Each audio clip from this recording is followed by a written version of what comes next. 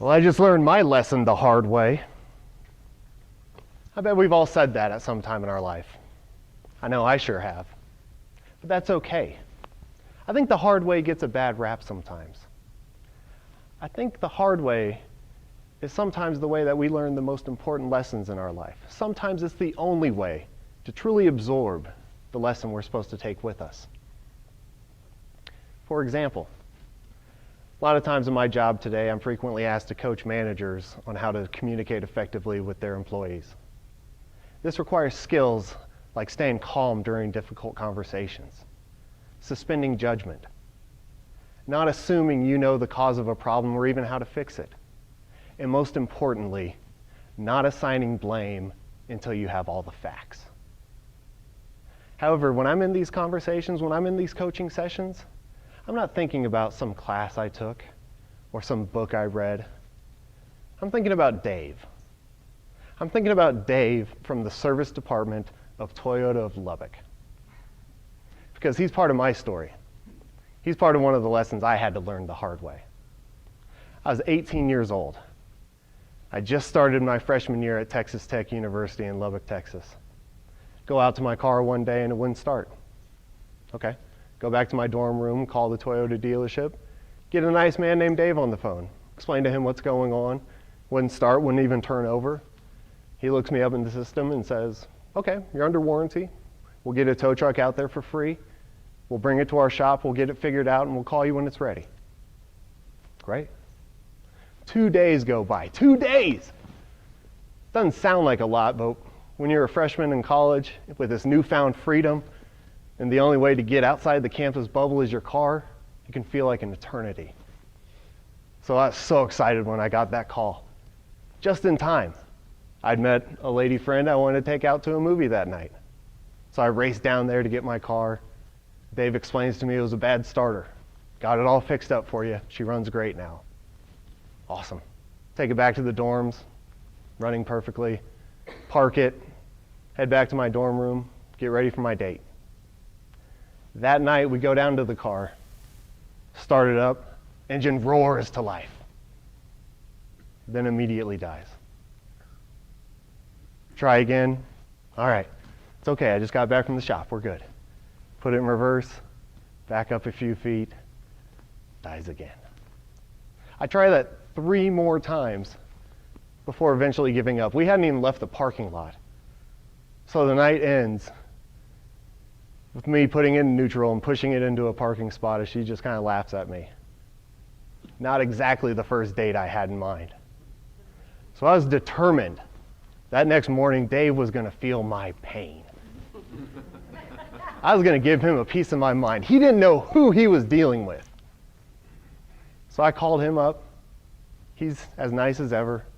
And I start laying into him. You know, your crack squad of service techs had 2 days to fix my car and they still haven't done it. Is this the level of service I should expect when working with you? You know, when I tell someone I'm going to do something, I do it right the first time. Mind you, I'm 18, I do nothing right the first time. Apologetic, completely professional. He says, that's not the level of service that we expect from our team. I'm going to have that tow truck out there immediately. As soon as it gets back to our shop, it's going to be first in line. My team's not going to do anything else until they fix your car. We will make this right, Mr. DeFee. Darn right, Mr. DeFee. He knows who he's dealing with now. Better happen today as I slam down the phone. A couple hours later, he calls and I see it pop up on the caller ID and I'm thinking, that's right. That's right, you're calling me back. Pick up the phone. There's Dave, again, as professional as ever. Mr. DeFee, with his West Texas drawl, we got your car all lined up. You're ready to go. You can come down whenever you want to pick it up. Great. Well, did you fix it? Oh, yeah, we certainly fixed it. Are you sure you fixed it this time? Absolutely, Mr. DeFee. We put $5 worth of gas in that thing and it runs just fine now. I had never once looked at the gas gauge. I had never once thought this was going to be my fault. And even worse, I had made sure Dave knew I thought it was his team's fault. Going back into that dealership was one of the most humbling experiences I've ever had. He was standing there with my invoice of $55, $5 for the gas, $50 for the tow. I wasn't going to argue. I would have paid anything to get out of there. As I was leaving, I saw all the service techs lined up at the window, wanting to get a glimpse of that idiot who'd thrown their whole day out of whack because he couldn't read a gas gauge.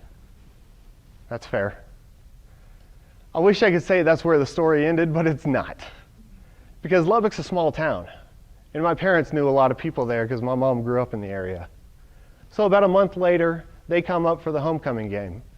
And we're at a tailgate party, and one of their friends comes up and says, "Hey, Mark, didn't I see your car being towed to the Toyota dealership about a month ago?" Wheels start spinning. How do I respond? Before I can even say a word, my dad chimes in. "By the way, I've been meaning to ask you, I saw a $55 charge on my credit card from the Toyota dealership. What's that about?" I don't know what to say. So I finally just fess up and tell them the truth. These two guys are dying laughing on the ground, rolling around. I mean, they cannot stop. My dad, he's trying to catch his breath. He says, "You know, the funniest part of all this is they're the only Toyota dealership in town. You're going to have to deal with them for 4 years." I hadn't even thought of that. That never crossed my mind. Needless to say, that experience made a lasting impression on me.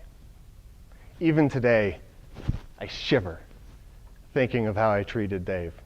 It creates a visceral reaction within me. But I know I'm a better person now.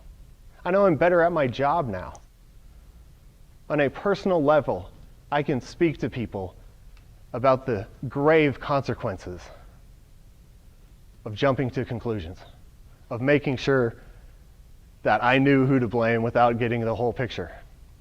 It's a terrifying experience.